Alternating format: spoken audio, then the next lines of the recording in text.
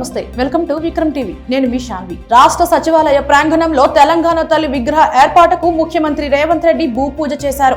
ఈ కార్యక్రమంలో మంత్రులు ఎమ్మెల్యేలు ఉన్నతాధికారులు పాల్గొన్నారు డిసెంబర్ 9వ తేదీన తెలంగాణ తల్లి విగ్రహాన్ని ఆవిష్కరించనున్నారు రాష్ట్రంలో కాంగ్రెస్ ప్రభుత్వం కొలువు తీరాక రైతులన్నకు పంటలు పండించడం విక్రయం కత్తి మీద సాముగా మారిందని బీఆర్ఎస్ సీనియర్ నేత హరీష్ రావు ధ్వజమెత్తారు మద్దతు ధరకు పంటల కొనుగోలును విస్మరిస్తున్నారని దుయ్యబట్టారు ఈ మేరకు ముఖ్యమంత్రి రేవంత్ రెడ్డికి హరీష్ రావు బహిరంగ లేఖ రాశారు ఏపీ కేబినెట్ లో నిరుద్యోగ వృత్తితో పాటు జన్మభూమి 2.0 పై కూడా చర్చించనున్నారు నిధులను ఖర్చు చేయకుండా జన్మభూమి కింద గ్రామాభివృద్ధి పనులను చేపట్టాలని భావిస్తున్నారు దీనిపై కూడా ఈ రోజు కేబినెట్ లో చర్చించే అవకాశం ఉంది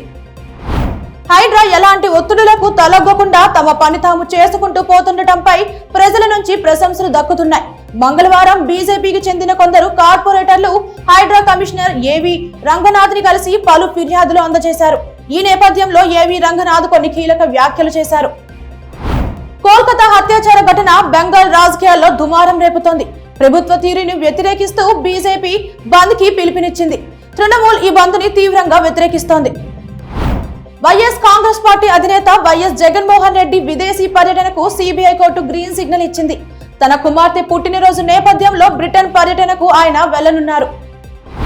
శ్రీకాకుళంలో భూ ప్రకంపనలు ప్రజలను భయాందోళనకు గురి చేశాయి ఇచ్చాపురం పరిసరాల్లో తెల్లవారుజామున 3 గంటల 40 నిమిషాలకు ఒకసారి 4 గంటల 3 నిమిషాలకు మరోసారి భూమి కంపించినట్లు స్థానికులు తెలిపారు దీంతో ఇళ్లలో నిద్రిస్తున్న వారు భయపడి బయటకు పరుగులు తీశామని ఇళ్లలో వస్తువులు కూడా కింద పడ్డాయని తెలిపారు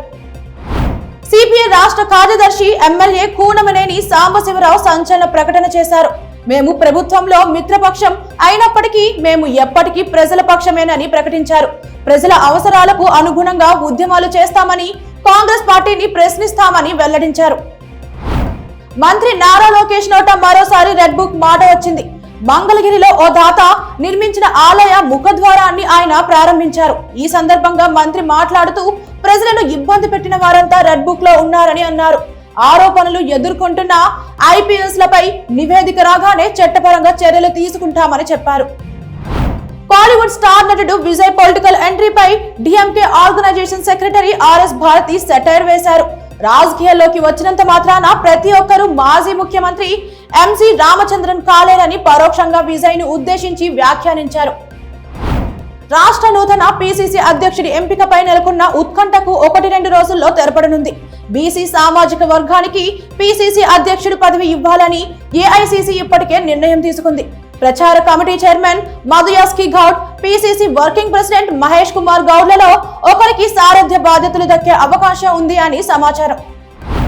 జమ్మూ కాశ్మీర్ శాసనసభ ఎన్నికలకు మరో 29 మంది అభ్యర్థుల పేర్లను బీజేపీ మంగళవారం ప్రకటించింది తాజాగా ప్రకటించిన జాబితాలోని 10 మంది రెండో దశ ఎన్నికల్లో 19 మంది మూడో దశ ఎన్నికల్లో పోటీ చేయనున్నారు దీంతో ఆ పార్టీ ఇప్పటి వరకు ప్రకటించిన అభ్యర్థుల సంఖ్య 45కు చేరింది అభిమాని హత్య కేసులో విచారణ ఖైదీగా ఉన్న కన్నడ నటుడు దర్శన్ ను పరస్పర ఆగ్రహార కేంద్ర కారాగారం నుంచి బళ్ళారి జైలుకు తరలించినట్లు సమాచారం జైల్లో ఆయనకు రాజ మర్యాదలు అందుతున్నాయని ఆరోపణలు వచ్చిన వేళ ఈ పరిణామం జరిగింది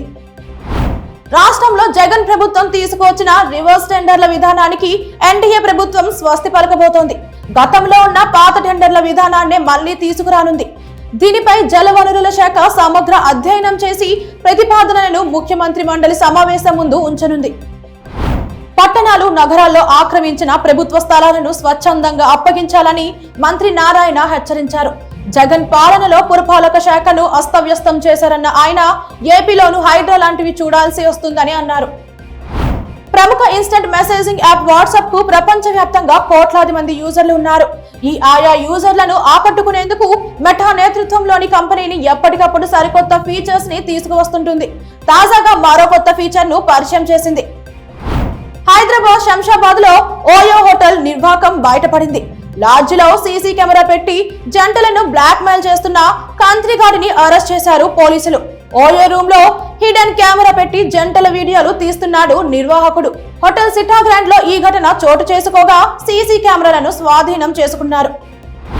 కెనడా ప్రభుత్వం ఇటీవల తీసుకొచ్చిన నూతన వలస విధానంపై ఆ దేశంలో ఉంటున్న భారతీయ విద్యార్థుల నుంచి తీవ్ర నిరసన వ్యక్తమవుతోంది తమను వెనక్కి పంపుతారేమోనని ఆందోళనతో భారతీయ విద్యార్థులు కెనడా ప్రభుత్వ తీరుకు వ్యతిరేకంగా నిరసన కార్యక్రమాలు చేపడుతున్నారు.